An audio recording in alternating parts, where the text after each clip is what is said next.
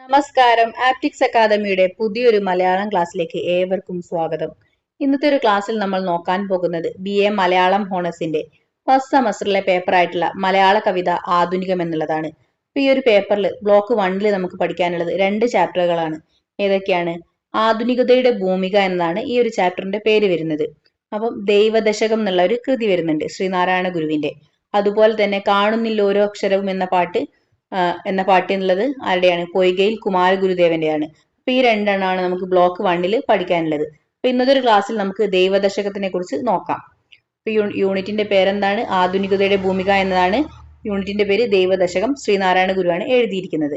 അപ്പൊ ശ്രീനാരായണ ഗുരുവിനെ കുറിച്ച് പറയുകയാണെങ്കിൽ തത്വചിന്തകനും സന്യാസിയും കേരള നവോത്ഥാന ചരിത്രത്തിലെ ഒരു സാമൂഹിക പരിഷ്കർത്താവുമാണ് ആര്? ശ്രീനാരായണ ഗുരു എന്ന് പറയുന്നത്. അപ്പൊ എന്തൊക്കെയാണ്? തത്വചിന്തകനാണ്, സന്യാസിയാണ്, കേരള നവോത്ഥാനം എന്ന് പറഞ്ഞാൽ എന്താണ്? ഒരു പുതിയ മാറ്റം, അതായത് റിനൈസൻസ്, അതിനൊക്കെ തുടക്കം കുറിച്ചിട്ടുള്ള ആളാണ് ആരെന്ന് പറയുന്നത്? ശ്രീനാരായണ ഗുരു എന്ന് പറയുന്നത്. കേരളത്തിൽ നിലനിന്നിരുന്ന സവർണ മേൽക്കോയ്മ, തൊട്ടുകൂടായ്മ, തീണ്ടിക്കൂടായ്മ തുടങ്ങിയ സാമൂഹിക തിന്മകൾക്കെതിരെ എന്താണ് ഇദ്ദേഹം പ്രവർത്തിച്ചിട്ടുണ്ട്. ഇപ്പൊ എന്തൊക്കെയാണ്? കേരളത്തിൽ നിലനിന്നിരുന്ന സവർണ മേൽക്കോയ്മ, തൊട്ടുകൂടായ്മ. എന്താണ് സവർണ മേൽക്കോയ്മ എന്ന് പറഞ്ഞത്? അതായത് ജാതിയുടെ അടിസ്ഥാനത്തിൽ ഇപ്പം ജന്മി, അതുപോലെ തന്നെ അവർണര്, സവർണര്, താഴെക്കടയിലുള്ള ആളുകള്, കുടിയാന്മാര്, അത്തരത്തിലൊക്കെ വിവേചനം നടന്നിരുന്നു. അപ്പൊ അതിനെതിരെ എന്താണ് ശ്രീനാരായണ ഗുരു പ്രവർത്തിച്ചിട്ടുണ്ട്. പിന്നെ തൊട്ടുകൂടായ്മ, അതായത് അൺടച്ചബിലിറ്റി. ഇപ്പം നമ്മൾ എന്താ പറയും, പാടത്ത് പണിയെടുക്കുന്ന ആളുകളെയൊക്കെ ഒന്നും തൊടാൻ പറ്റുണ്ടായില്ല. അവരുണ്ടാക്കിയ ഭക്ഷണം കഴിക്കാം, അവരുണ്ടാക്കിയ നെല്ല് അവർക്ക് എടുക്കാം, പക്ഷെ എന്താണ് അവരെ തൊടാനുള്ള പ്രയാസം. പിന്നെ തീണ്ടിക്കൂടായ്മ, അങ്ങനെ എന്താണ് പിന്നെന്താ സംബന്ധം പോലുള്ള കാര്യങ്ങളൊക്കെ നടക്കുകയും ചെയ്തിട്ടുണ്ടായിരുന്നു. അതായത് താഴ്ന്ന ജാതിയിൽപ്പെട്ട ആളുകളുടെ ഭാര്യമാരുടെ കൂടെയൊക്കെ എന്താണ് പല ജന്മികുടിയാന്മാരും വസിക്കുന്ന സമ്പ്രദായമൊക്കെ ഉണ്ടായിരുന്നു. അപ്പൊ അതൊന്നും പ്രശ്നമല്ല. എന്നാലും ഇത്തരത്തിൽ ഒരുപാട് പ്രശ്നങ്ങൾ നമ്മുടെ കേരള സമൂഹത്തിൽ നിലനിന്നിരുന്നു. അപ്പൊ ഇത്തരത്തിലുള്ള പ്രവർത്തനങ്ങൾക്കെതിരെ പ്രവർത്തിച്ച ആളാണ് ആര്? ശ്രീനാരായണ ഗുരു എന്ന് പറയുന്നത്. അപ്പൊ അദ്ദേഹം എവിടെയാണ് ജനിച്ചത്? തിരുവനന്തപുരം ജില്ലയിലെ ചെമ്പഴന്തിയിൽ വയൽവാരം വീട്ടിലാണ് ജനിച്ചത്. എവിടെയാണ്? തിരുവനന്തപുരം ജില്ലയിലെ ചെമ്പഴന്തിയിലെ വയൽവാരം വീട്ടിലാണ് ആര് ജനിച്ചത്? ശ്രീനാരായണ ഗുരു. എന്നാണ്? 1856 ഓഗസ്റ്റ് മാസമാണ്. എന്നാണ്? 1856 ഓഗസ്റ്റ് മാസം 20-നാണ് നമ്മൾ ചതയം ആഘോഷിക്കാറുണ്ട് അല്ലെ, ഓണത്തിന്. അപ്പൊ ആ ചതയം വരുന്നത് എന്താണ്? ശ്രീനാരായണ ഗുരുവിന്റെ ഈ ഒരു ഓർമ്മപ്പെടുത്തലിന് വേണ്ടിയിട്ടാണ്. പിന്നെ അരുവിപ്പുറം പ്രതിഷ്ഠ. എന്താണ് അരുവിപ്പുറം പ്രതിഷ്ഠ എന്ന് പറയുന്നത് ശ്രീനാരായണ ഗുരുവിന്റെ ചരിത്രത്തിലെ ഒരു പ്രധാനപ്പെട്ട കാര്യമാണ്. പിന്നെ ശ്രീനാരായണ ധർമ്മ പരിപാലന യോഗം, SNDP എന്നുള്ള സംഘടന ഉണ്ടാക്കിയത് എന്താണ്? ശ്രീനാരായണ ധർമ്മ പരിപാലന യോഗം എന്നുള്ള ഇത് ശ്രീനാരായണ ഗുരു ഉണ്ടാക്കിയതാണ്. പിന്നെ പ്രധാന കൃതികൾ എന്ന് പറയുന്നത് ദർശനമാല, ആത്മോപദേശ ശതകം, ഇതൊക്കെ അദ്ദേഹത്തിന്റെ പ്രധാനപ്പെട്ട കൃതികളായിട്ട് വരുന്നതാണ്. ഇനി ശ്രീനാരായണ ഗുരുവിന്റെ പ്രധാനപ്പെട്ട 2 കോട്ടുകൾ നോക്കുകയാണെങ്കിൽ, ഒരു ജാതി, ഒരു മതം, ഒരു ദൈവം മനുഷ്യന്. എന്താണ്? ഒരു ജാതി, അതായത് മനുഷ്യജാതിയാണ്. ഒരു മതം, ഒരു ദൈവം മനുഷ്യന്. അത് പ്രധാനപ്പെട്ട ഒരു കോട്ടാണ്. പിന്നെന്താ? അവനവനാത്മ സുഖത്തിനായി ആചരിക്കുന്നവ അപരന് സുഖത്തിനായി വരയണം. നമ്മൾ സ്വന്തം കാര്യം നോക്കുമ്പോൾ എന്താണ് അത് മറ്റുള്ളവർക്കും കൂടി അത് അതേപോലെ തന്നെ അനുഭവപ്പെടുന്നതാണോ? നമ്മളിപ്പോ എന്താണ് പറയാ, മറ്റൊരാളുടെ മൂക്കിന്റെ തുമ്പ് വരെയാണ് നമ്മുടെ സ്വാതന്ത്ര്യം എന്ന് വേണമെങ്കിൽ പറയാം. നമ്മൾ നമ്മുടെ സ്വാതന്ത്ര്യം ആഘോഷിക്കുന്നതോടൊപ്പം തന്നെ മറ്റൊരാൾക്ക് അതൊരു ബുദ്ധിമുട്ടോ ശല്യമായി തീരാതെ വേണം അത് നമ്മൾ ആഘോഷിക്കുകയും പ്രവർത്തിക്കുകയും ചെയ്യാൻ വേണ്ടിയിട്ട്. അപ്പം ശ്രീനാരായണ ഗുരുവിനെ കുറിച്ച് ഇത്രയും കാര്യങ്ങളേ ഉള്ളൂ. നവോത്ഥാന നായകൻ എന്നാണ് അറിയപ്പെടുന്നത്. അതുപോലെ കേരളത്തിൽ നിന്നിരുന്ന സവർണജാതി, സവർണ മേൽക്കോയ്മ, തൊട്ടുകൂടായ്മ, തീണ്ടിക്കൂടായ്മ ഇവയ്ക്കെതിരെ പ്രവർത്തിച്ചിട്ടുണ്ട്. ചെമ്പഴന്തിയിലാണ് ജനിച്ചത്. 1856-ലാണ്. പിന്നെ SNDP സ്ഥാപിച്ചിട്ടുണ്ട്. ദർശനമാല, ആത്മോപദേശ ശതകം എന്നുള്ളത് അവരുടെ പ്രധാനപ്പെട്ട കൃതികളാണ്. 2 കോഴ്സും അദ്ദേഹത്തിൻ്റെതായിട്ടുണ്ട്. അപ്പൊ നമ്മൾ ഈ ഒരു പാഠഭാഗത്തിന്റെ ഉള്ളടക്കം നോക്കുകയാണെങ്കിൽ എന്താണ്?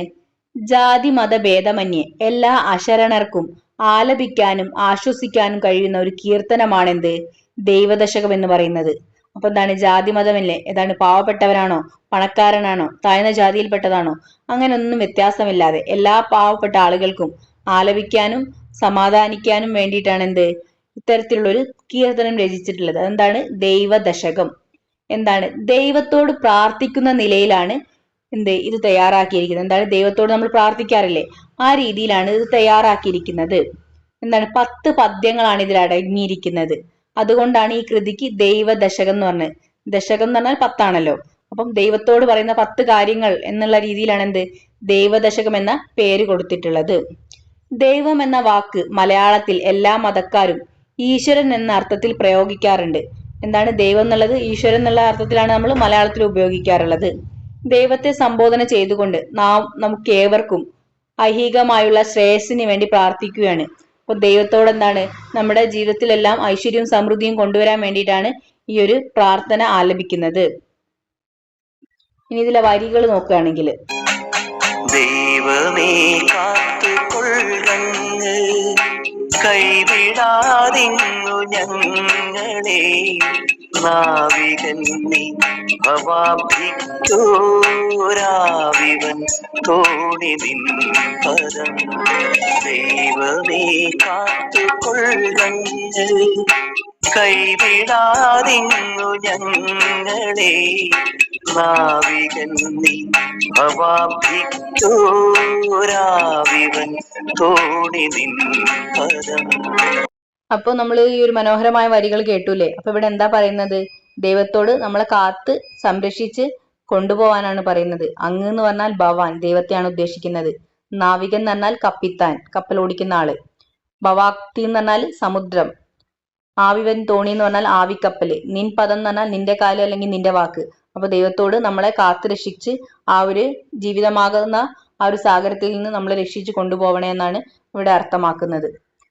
ഇവിടെ ദൈവത്തിന്റെ പാദങ്ങളെ ജീവിത സാഗരം കടക്കാനുള്ള ആവിക്കപ്പലായും ദൈവത്തെ അതിന്റെ നാവികനായും കൽപ്പിച്ചിരിക്കുന്നു. എന്താണ്? ദൈവത്തിന്റെ പാദങ്ങളെ ജീവിത സാഗരം കടക്കാനുള്ള ആവിക്കപ്പലായും ദൈവത്തെ അതിന്റെ നാവികനായിട്ടുമാണ് കൽപ്പിച്ചിരിക്കുന്നത്. സ്വയം പ്രകാശിക്കുന്നവനെ, അങ്ങ് എന്നെയും എന്നോട് കൂടിയുള്ളവരെയും കാത്തുകൊള്ളുക. അതായത് അഗ്നി എങ്ങനെയാണ് സ്വയം പ്രകാശിക്കുകയും മറ്റുള്ളവർക്ക് വെളിച്ചം നൽകുന്നതില്ലേ, അതുപോലെ തന്നെയാണ് ദൈവവും. ഇപ്പൊ ദൈവത്തിന് ഇവിടെ പറയുന്നത് നമ്മുടെ ഒരു കടല് പോലെയാണ്. അതായത് ആ ഒരു സാഗരത്തില്, നമ്മുടെ ജീവിതമാകുന്ന ആ സാഗരത്തില്, കടലില് സുഖവും ദുഃഖവും ദുരിതങ്ങളും ചുഴികളും ഒക്കെ ഉണ്ടാകും. എന്നാൽ ആ ചുഴിയിലും ദുഃഖത്തിലും ബുദ്ധിമുട്ടിലും പെട്ട് നമ്മൾ മുങ്ങിപ്പോവാതെ നമ്മളെ കാത്തു രക്ഷിക്കാൻ വേണ്ടിയിട്ടാണ് ദൈവത്തിനോട് അപേക്ഷിക്കുന്നത്. അത് ദൈവത്തിന്റെ പാദങ്ങളെ ജീവിതസാഗരം കടക്കാനുള്ള ആവിക്കപ്പലായും ദൈവത്തെ അതിന്റെ നാവികനായിട്ടുമാണ് കൽപ്പിച്ചിരിക്കുന്നത്. അപ്പൊ എങ്ങനെയാണ്? ജീവിതസാഗരം കടക്കാനുള്ള ആവിക്കപ്പലായിട്ടും ദൈവത്തെ അതിന്റെ നാവികനായിട്ടും. എന്തായാലും ഒരു കപ്പല് മുമ്പോട്ട് നയിക്കണമെങ്കിൽ അതിനൊരു നാവികനും അല്ലെങ്കിൽ ഒരു സേനാധിപതിയും വേണ്ടി വരുമല്ലോ. അപ്പൊ അത്തരത്തിൽ നമ്മുടെ ജീവിതത്തെ മുന്നോട്ട് നയിക്കാനുള്ള ഒരു മാർഗദർശി അല്ലെങ്കിൽ വഴികാട്ടി, ആ രീതിയിൽ ദൈവത്തെ കണക്കാക്കിക്കൊണ്ടാണ് ഇവിടെ കവി പറഞ്ഞിരിക്കുന്നത്. കൈവിടാതെ അവിടുത്തെ രക്ഷാഹസ്തം ഞങ്ങളിൽ നിന്നും വേർപ്പെടുത്താതെ സദയം രക്ഷിക്കണം, നമ്മളെ സംരക്ഷിച്ചു കൊള്ളണേന്നാണ് പറയുന്നത്. അപ്പം അടുത്ത വരികൾ നോക്കുകയാണെങ്കിൽ,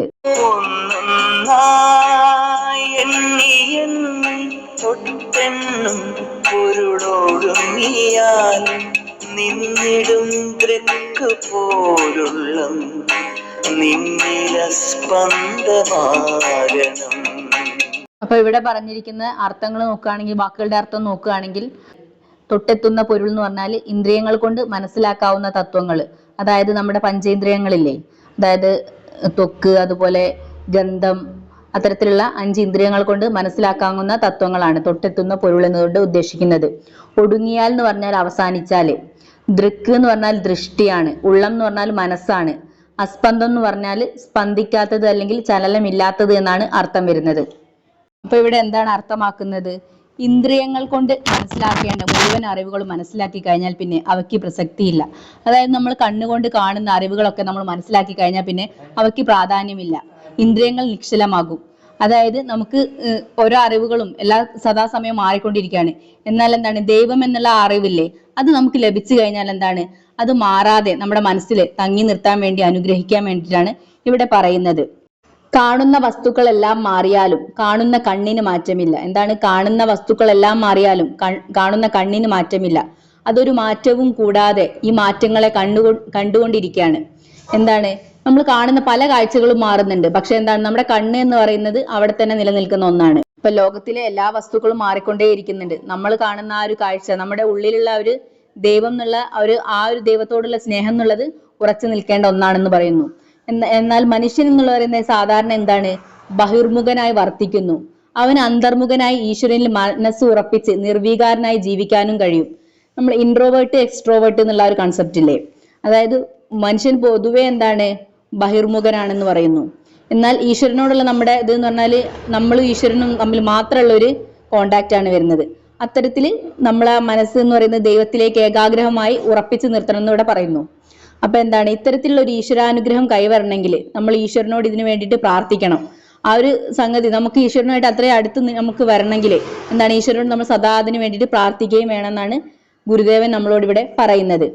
അപ്പം ഇന്ന് നമ്മൾ 2 വരികളുടെ അർത്ഥമാണ് ഇവിടെ വിശദമാക്കിയിരിക്കുന്നത്. അതിൽ എന്തെങ്കിലും സംശയങ്ങളോ കാര്യങ്ങളോ ഉണ്ടെങ്കിൽ ഒന്ന് പറയാ.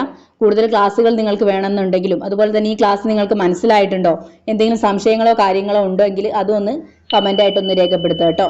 അപ്പൊ അടുത്ത ക്ലാസ്സുമായിട്ട് നമുക്ക് ഉടനെ തന്നെ കാണാം.